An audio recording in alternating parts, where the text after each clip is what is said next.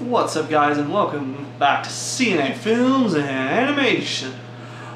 Well, what are we reviewing this week, Corey? Well, today we're... Why do you have that thing? What? Seriously, I mean, every time you put that on, something bad happens. Oh, it's fine, dude. It hasn't been doing it. Everything will be just fine. I'm not convinced. Oh, don't worry about it. Everything will be great. Miss me, Corey. Oh, shit. Me and you have some unfinished business.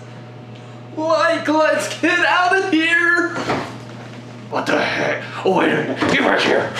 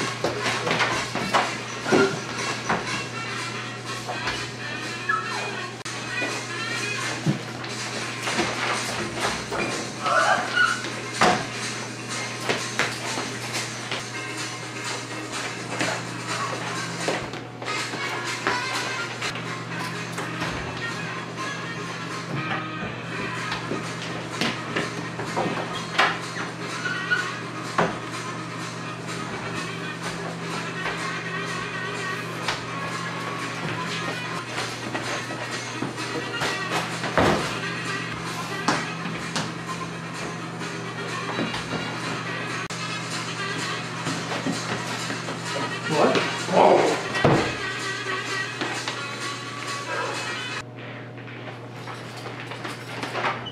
Hey, dude. You're out of breath. What's up? What? You ready to do the review? What do you mean? You don't have any memory of anything. Memory of what? We just got here. Yeah, let's get on. That was bizarre. Okay. I got a special guest for this one. Oh, really? Hey! Remember this? No. What? Hey! We're not doing that. Okay. What's up, guys, and welcome to CNA Films and Animation. Deja vu. I feel like I've done this before today. Oh, yeah? Oh well. Let's see, what we're reviewing today. Well, today we're going to review Abracadabra-Doo and Camp Scare. Alright, still in Scooby-Doo, I see. Yep. It never seemed to end. Yeah, but it's almost over. We're close. 5 more animated and 4 live action. So we're getting to the end. Thank you for staying with us. So we're starting off with Abracadabra-Doo. This one starts out kind of weird. It has the gang in this different animation. Forgive me, folks. I've been battling the hiccups for the last 2 hours, so if I hiccup like just now, I'm sorry. It starts off with this animation that's more cartoonish. Yeah. More cartoony than it actually is. Yes. So it would be interesting. What's neat about it, it makes a transition from the cartoonish to the normal animation. It does it fairly well. It starts out they're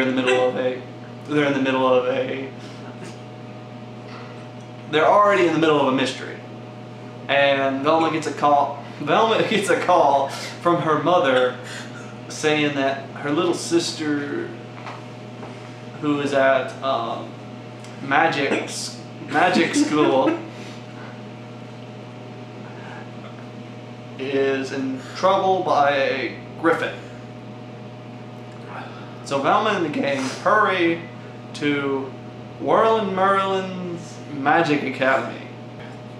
There, the gang comes across the headmaster, who's like the head magician, and he is basically says, you know, why don't you take some courses so that way you guys can, you know, learn a little bit about magic and, you know, maybe help us figure out this griffin thing. So they start taking some of the classes, and you know, Scooby-Doo, Shaggy, they run into the griffin and it's terrorizing them. Then a ghost specter appears and haunts the gang, and you know, they're starting to learn more and more about the different tricks and magic and stuff, mainly from this guy named Marvin. Is that his name? Something like that. Melvin? Melvin. Melvin. Melvin Merlin. Swirlin' Merlin and Marlin Merlin. So it was weird. Yeah. But they learn a lot of stuff from him, and he's just kind of he's the brother of the head magician. Yes, but he's not as good looking. He's not in he's not the star. He does all behind the scenes stuff. Yeah. As the head brother says, he's the looks, the other brother's the brains. Yeah, it's up to Scooby and the gang to learn the mysteries of the castle, learn the mysteries of the griffin, and how it all ties together. It's an okay movie. They had a love interest between Shaggy and Velma's sister, which is okay. She's head over heels for Shaggy. Yeah. Shaggy just kind of not sure about his feelings for her. It's okay. She has a bubbly personality. It's one of them you can kind of tell who it's going to be pretty easily. Yeah. It tries to sway the watchers to say it's this guy. It's this guy. We're making it obvious. It's this guy. We swear it's him. Oh, we tricked you. It was him. I did it. But that doesn't work too well. No. No, literally, the second I saw him, I guessed who it was. As first guess, right off the bat, I was correct. Yes. On that note, it did have one of the stronger finishes in these movies that want to tie. Spoiler. Okay. It's the brother, the nerdier brother who does all the tricks. Yeah. He makes all the tricks. He makes the monster, which is a giant puppet. Yeah. Which, that's neat. That's not been done before. Yeah. As well thought out as he did it. Pretty cool. He's actually generally sorry for what he did, which has not been done in any of the others. He wanted to start out in his own, become a magician of his own, and be the center of attention. Yeah. But after he did it and learned how hard it was for his brother to lose the Magic Academy, he almost couldn't stand it. Yeah. And he was actually going to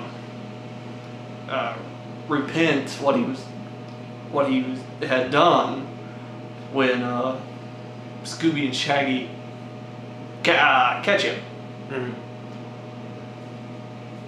So I thought that was neat. Yeah.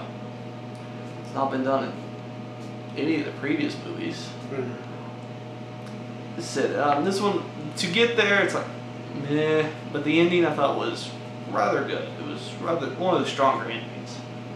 Okay. How about you? You know, I'd have to say that this movie was. It was okay. It was borderline good. There was some stuff about it that worked. Like he said, the ending was different than what we've seen in previous, which it doesn't help that I was starting to fall asleep by that point.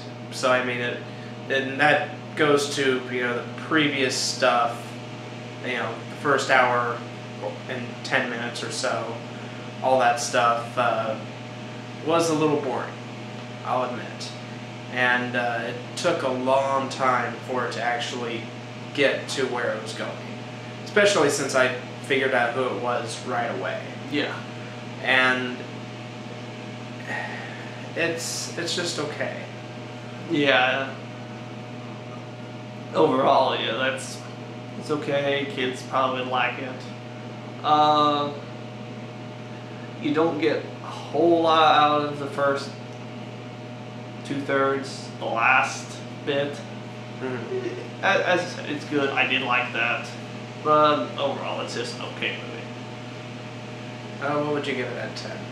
I think I'm going to give it. I'm probably going a little high. I'm going to give it a 6. Okay. I said a unique enough ending, a fairly strong ending with the rest of the film. Characters were okay. Not a whole lot of personality to Velma's sister. Mm-hmm. Some of the stuff in the middle was just bland. Yeah, I'd go with a 6. How about you? Probably going to go with a 5. Yeah, this one's just really in the middle of the road for me.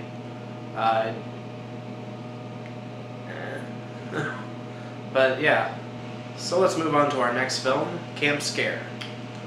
Yep. This one follows Scooby and the gang. They go to Fred's old summer camp, Little Moose. Yes. Don't Confuse it with Big Moose right next door.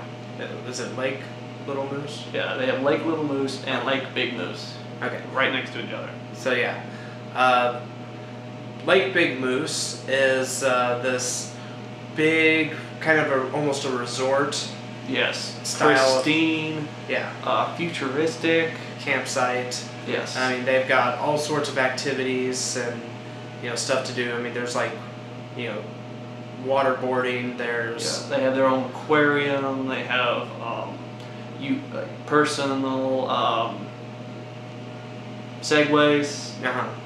It's a very upper class resort, basically. Yeah, for kids. And then Little Moose, which is right next door, is basically the opposite. It's more run down, but it has more of the charm of the old school scout campground area with the cabins and whatnot. And so the gang, they show up. There's going to be counselors for the summer. Yeah. And there's a couple of kids with them. There's goth girl, forgot her name, heavyset kid who has a pretty major role in the film, and not Fred. Yeah, Fred Jr. or better than Fred Jr. He beats Fred about everything he does. Yeah, basically, you know, you've got these 3 kids. The goth girl, she doesn't want to be there. The heavyset kid, he always wants to, escape when danger runs amok. He tries to get everyone to leave when there's the monsters show up. Yeah, and not Fred. Who's there to have fun Yeah. and show off, I guess. But he doesn't really show off. He just is good at everything. Mm-hmm. Which Fred, he's all about. He wants to be looked up to. He wants to be like the best counselor ever. Yeah. He wants to show the kids how to have a good time, how to do all the Little Moose traditions, and be looked up to as a hero. Yeah. And it doesn't work out too well for him. But and there's this. As they're there, slowly the campfire stories come to life.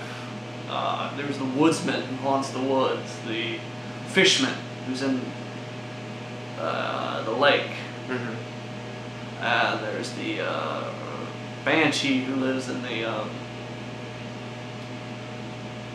gulch, Mm-hmm. and the gang soon realizes they have a mystery that they have to solve. Yeah. And really, this mystery is a little bit bigger than I expected. On one level, and that's just because there was something that happened with one of the characters that was kind of a complete 180, I suppose. And basically, they reveal that this character is Not who he seems to be. exactly, and and then there's also the person who's behind everything. But it was different. Yeah, it did try some different things. Not really keen on the. I don't want to say over-sexing, but they sexed up Velma and Daphne, Mm-hmm. and another counselor from Big Moose. Yeah. Quite a bit compared to the old stuff. Mm-hmm. It's I made a comment that it almost felt a little dirty, seeing like Velma and Daphne, in one-piece and two-piece bikinis. yeah. Considering that we grew up with them as kids, and here they are, sexualized, and it's like, no. It was pretty much okay. Let's make Velma look really good. Let's make Daphne look great, and let's make the camp counselor from the other camp look like a 13-year-old boy's wet dream. All right, go. I didn't really like that choice. I mean, it just felt weird, wrong, and so many different levels. But anyway, even though that there was that flaw, I generally really like this movie. Yeah, they don't have that for very long. It's just for a scene. Mm-hmm. It's like, but then it goes on. This the story they tell is okay. They're looking. It turns out they're a gangster hid his gold in the city that is under the lake. Mm-hmm. And the main scheme is the bad guys are trying to get this treasure out. Mm-hmm. Which the treasure is revealed really weirdly. Suppose like the day of the solstice, the sun is just right to reveal the location, Uh-huh. which it shines on. I want to say either a big church or the town hall. I don't know. It has this big orb thing on the top. Well, light hits that, and the orb kind of explodes. Yeah. And reveals this like huge, this massive light. Mm-hmm. It looks almost like magic. It just, they don't explain it. It just happens, and then the treasure's revealed. Mm-hmm. It's like, wait, what? It kind of reminded me. I'm not from the Indiana Jones thing where he raises the staff. Mm-hmm. It shines, like reveals. Yeah. It kind of was like that, but not explained at all. It just there it is. Okay. So what would you give this fit? Oh, I'll probably give this 7.5. 7.5. Wow. And the reason is because I was at a camp. I worked at a summer camp for a couple of years. I enjoyed it for the most part, and you know, there's a lot of elements to this that I really related to. You know, I was a camp instructor and later camp counselor, kind of, and you know, I enjoyed helping you know, other scouts and stuff, and so I mean, on that level, I really understood where Fred was coming from, and I just really enjoyed it. But it's not a perfect Scooby-Doo film. I mean, it has its issues, but you know, I guess it hit the right notes for me. So Okay. 7.5. I'll go with a 7. Some parts are really well. Some parts are.